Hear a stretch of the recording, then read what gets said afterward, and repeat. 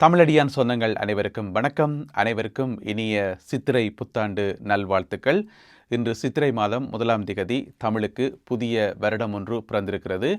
இப்போ பிறந்திருக்கிற புதிய வருடத்தினுடைய பேர் என்னென்று பார்த்தீங்கன்னு சொன்னால் பராபவ வருடம், ஸ்ரீ பராபவ வருடம். அதுதான் இன்று பிறந்திருக்கிறது. உங்களுக்கு தெரியும், தமிழில் மொத்தம் 60 வருடங்கள் இருக்குது. அந்த சக்கரத்தில் 60 வருடங்கள் இருப்பினும் அவையெல்லாம் சுற்றி சுற்றி இருப்பினும் அப்போ பராபவ வருடம் 40வது வருடம். அந்த சக்கரத்தில் 40வது வருடம் அதுதான் இன்று பிறக்கப் போகின்றது. அதில் பார்த்தீங்கன்னு சொன்னால் நாங்கள் 2 பஞ்சாங்கத்தை ஃபாலோ பண்ணுவோம். அதில் ஒன்று வாக்கிய பஞ்சாங்கம். வாக்கிய பஞ்சாங்கத்தின் அடிப்படையில் இன்று காலை 8:40 மணிக்கு புது வருடம் பிறக்கிறது. இது இலங்கை இந்திய நேரம். வெளிநாடுகளுக்கு இது பொருந்தாது. அதே போல் திருக்கணித பஞ்சாங்கத்தின்படி காலை 9:32க்கு புது வருடம் பிறக்கின்றது. எனவே அனைத்து உறவுகளுக்கும் இனிய சித்திரை புது வருட நல்வாழ்த்துக்கள். அனைவரும் இந்த நாளை மகிழ்ச்சியுடன் கொண்டாடுங்கள். சொந்தக்காரர்கள் வீட்டிலெல்லாம் போய் நிறைய பலகாரமெல்லாம் சாப்பிட்டு, எங்களுக்கு அந்த வாய்ப்பெல்லாம் கிடையாது. எனவே இலங்கை இந்தியாவில் இருப்பவர்களுக்கு அந்த வாய்ப்பு இருக்குது. எனவே மகிழ்ச்சியோடு கொண்டாடுங்கள், பாதுகாப்பாக கொண்டாடுங்கள். செய்திகளை பார்த்தோம்னு சொன்னால் ஏராளமான சர்வதேச செய்திகள் இருக்கின்றன. அதனை அடுத்து ஒரு சில இலங்கை செய்திகளும் இருக்கின்றன. முதல்ல சர்வதேச செய்திகளில் இருந்து ஆரம்பிப்போம். உங்களுக்கு தெரியும், அமெரிக்கா ஈரானை சுற்றி கடல் முற்றுகையை ஆரம்பித்திருக்கிறது. அமெரிக்க நேரம் நேற்று திங்கட்கிழமை காலை 10 மணி தொடக்கம் இந்த கடல் முற்றுகை ஆரம்பிக்கப்பட்டிருக்கிறது. போகிற வார எல்லா கப்பல்களையும் மறைச்சி செக் பண்ணுவோம் என்றதான் அந்த கடல் முற்றுகை. இதில் பார்த்தீங்கன்னு சொன்னால் 2 கப்பல்கள் திரும்பி போயிருக்குது. கிட்ட வந்துட்டு நைஸாக திரும்பி போயிருக்குது. அதுதான் பலத்த சந்தேகங்களையும் பலத்த கேள்விகளையும் உருவாக்கி இருக்கிறது. ஏன்னு சொன்னால் திரும்பி போன 2 கப்பல்களுமே சீனாவுக்கு சொந்தமான கப்பல்கள். சீன நாட்டு கப்பல் கம்பெனிகளுக்கு சொந்தமான 2 கப்பல்கள். ஏற்றி கொண்டு வந்தது எரிபொருள் தானாம், ஆனால் திரும்பி போயிருக்குது. அதுதான் பலத்த சந்தேகங்களை உருவாக்கி இருக்கிறது. என்னென்னு சொன்னால், இப்போ ஈரான்ல இருந்து வந்திருந்தா, ஈரானிய துறைமுகத்திலிருந்து வந்திருந்தா திரும்பி போகிறதுல ஒரு நியாயம் இருக்குன்னு சொல்லலாம். ஆனால் இந்த 2 கப்பல்களும் எங்கிருந்து வந்துன்னு சொன்னால் அமீரகத்திலிருந்து வந்திருக்குது. யுனைடெட் அரபு எமிரேட்ஸிலிருந்து ஹோமுஸ் நீரிணையை தாண்டி வெளியில் போகிறதுக்கு வந்திருக்குது. கிட்ட வரைக்குள்ள அமெரிக்க கப்பல்களை கண்டுட்டு திரும்பி போயிருக்கிறார்கள். அதாவது யுனைடெட் அரபு எமிரேட்ஸினுடைய ஷார்ஜா நகரம் இருக்குத்தானே, அங்கே இருக்கக்கூடிய துறைமுகத்தில் இருந்தால் இந்த 2 கப்பல்களும் புறப்பட்டு போனதாக சொல்லப்படுகிறது. இப்பொழுது மறுபடியும் திரும்பவும் ஷார்ஜாவுக்கே சேர்ந்திருக்கின்றன. எனவே அதுதான் பலத்த சந்தேகங்களை உருவாக்கி இருக்கிறது. ஏற்கனவே செய்திகள் வெளியாகி இருந்தன. இந்த அமெரிக்க முற்றுகையினுடைய பிரதானமான நோக்கமே அதில் போகிற சீன கப்பல்களை கண்காணிக்கிறது தான்.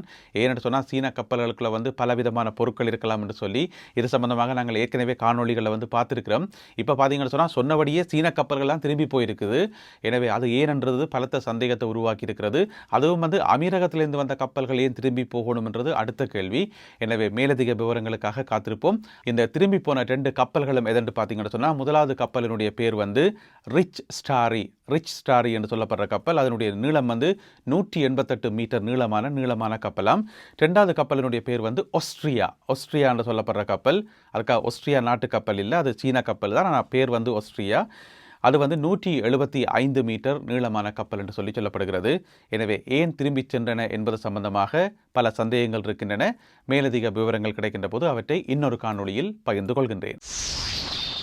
சர்வதேச நாணய நிதியமும் உலக வங்கியும் மற்றது சர்வதேச ஆற்றல் நிறுவனம், அதாவது IEA என்று சொல்லுவோம், சர்வதேச ஆற்றல் நிறுவனம். இந்த 3 நிறுவனங்களும் உலகத்தில் மிக முக்கியமான நிறுவனங்கள் தானே. இந்த 3 பேரும் சேர்ந்து கூட்டாக ஒரு அறிக்கை ஒன்றை விட்டிருக்கிறார்கள். உலகத்தில் இருக்கக்கூடிய எல்லா நாடுகளுக்கும் இந்த அறிக்கை பொருந்தும். என்ன சொல்லிக்கிறோம்னு சொன்னால், நிறைய நாடுகள் எரிபொருளை பதுக்கி வைத்திருக்கிறார்களாம்.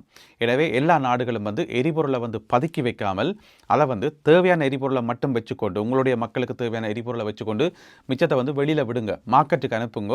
அந்த எண்ணெய் ஆயில் சர்க்குலேட் ஆகணும். அதாவது அந்த எண்ணெய் சந்தை இருக்குதானே, அது தங்கு தடை இல்லாமல் நடக்கணும். அதனால் சகல நாடுகளும் இந்த எண்ணெயை சேமித்து வைக்கிறது, பதுக்கி வைக்கிறது, இந்த வேலையை விட்டுட்டு எல்லா எண்ணெயும் உங்களுக்கு தேவையான எண்ணெயை மட்டும் வச்சுக்கொண்டு மிச்ச எண்ணெயை வெளியில் விடுங்க. அப்போ தான் மார்க்கெட் ஒழுங்காக இருக்கும் என்று சொல்லி இந்த 3 நிறுவனங்களும் சேர்ந்து எச்சரிக்கை விடுத்திருக்கின்றார்கள். என்னென்னு சொன்னால், IMF சர்வதேச நாணய நிதியம், உலக வங்கி மற்றது சர்வதேச ஆற்றல் நிறுவனம் அவர்களுக்கு மக்களுக்கு தெரியாத ஒரு ரகசியமோ அல்லது தெரியாத ஒரு எண்ணெய் விற்பனையோ அந்த உலகத்தில் இருக்கவே முடியாது. அதனால இந்த 3 பேருடைய அறிக்கையும் வந்து மிக முக்கியமான அறிக்கையாக பார்க்கப்படுது. இப்ப கொஞ்ச நாளைக்கு முதல் இலங்கையில வந்து எல்லாருக்கும் சொல்லப்பட்டது, யாரும் எரிபொருளை பதுக்க வேண்டாம், நிறைய வாங்கி வாங்கி குவிக்க வேண்டாம், நிறைய வாங்குறபடியால தான் எரிபொருள் தட்டுப்பாடு வருது என்று சொல்லி இலங்கையில் இருக்கிற எல்லாருக்கும் சொல்லப்பட்டது. இப்ப பாத்தீங்கன்னு சொன்னா அதுவே உலக நாடுகளுக்கு சொல்லப்படுது. உலக நாடுகள் எரிபொருளை வந்து பதுக்க வேண்டாம்னு சொல்லி, இப்படியே எல்லா நாடுகளும் எரிபொருளை பதுக்கி வச்சிருந்தா மிக விரைவில் மிக கடுமையான ஒரு எரிபொருள் தட்டுப்பாடு வரும் என்று சொல்லியும் இவர்கள் எச்சரிக்கை கொடுத்துள்ளார்கள். ஈரான் நாட்டினுடைய ஜனாதிபதி இருக்கார் தானே, மசூட் பெசஷ்கியான், அவரும் பிரான்சினுடைய ஜனாதிபதி இமானுவேல் மேக்ரோனும் தொலைபேசியில் உரையாடி இருக்கின்றார்கள். இப்படியான ஒரு சந்தர்ப்பத்தில் வந்து மிக முக்கியமான ஒரு உரையாடலாக இந்த உரையாடல் பார்க்கப்படுது. என்னென்னு சொன்னால், ஒரு மேற்கு நாட்டு ஜனாதிபதியோடு வந்து ஈரானிய ஜனாதிபதி கதைக்கிறதும் இன்னும் ஒரு முக்கியத்துவமாக பார்க்கப்படுகிறது. இந்த யுத்தம் நடக்கிற இந்த சூழலில் வந்து உங்களுக்கு தெரியும், ஆரம்பத்திலிருந்தே பிரான்ஸ் வந்து ஒதுங்கித்தான் இருந்தது. அதோட ஈரானோட ஏற்கனவே பேச்சுவார்த்தைகள் பல சந்தர்ப்பத்தில் நடத்தப்பட்டதாக சொல்லப்படுது. பிரான்சினுடைய கப்பல்கள் வாரத்துக்கெல்லாம் அனுமதி வழங்கியிருந்தது ஈரான். இப்படியான பின்னணியில் வந்து இமானுவேல் மேக்ரோன் அவர்களும் மசூட் பெசஷ்கியான் அவர்களும் தொலைபேசியில் உரையாடினது வந்து ஒரு முக்கிய நிகழ்வாக பார்க்கப்படுது. இதில் வந்து மசூட் பெசஷ்கியான் சொல்லியிருக்கார், நாங்கள் வந்து சர்வதேச சட்டப்படி தான் செயல்படுவோம். எதுவாக இருந்தாலும், அமெரிக்கா பேச்சுவார்த்தைக்கு கூப்பிட்டாலும் சரிதான், அல்லது எங்களை சண்டைக்கு கூப்பிட்டாலும் சரிதான், எதுவாக இருந்தாலும் சர்வதேச சட்டங்களின் தான் நாங்கள் செயல்படுவோமே தவிர இந்த வெறுட்டுறது, மிரட்டுறது, உதுக்கெல்லாம் நாங்கள் அடிபணியவே மாட்டோம். எனவே அமெரிக்கா வந்து எங்களை மிரட்டுறதால ஒரு பிரயோசனம் இல்லை என்று சொல்லி இமானுவேல் மேக்ரோனுக்கு வந்து சொல்லியிருக்கிறார். இமானுவேல் மேக்ரோனுக்கு அது விளங்கும், ஆனால் டொனால்ட் ட்ரம்ப் அவர்களுக்கு சொல்ல முடியாதே, சொன்னால் கேட்கவும் மாட்டார். எனவே இப்படியான ஒரு உரையாடல் இடம்பெற்றதாக சொல்லப்படுகிறது.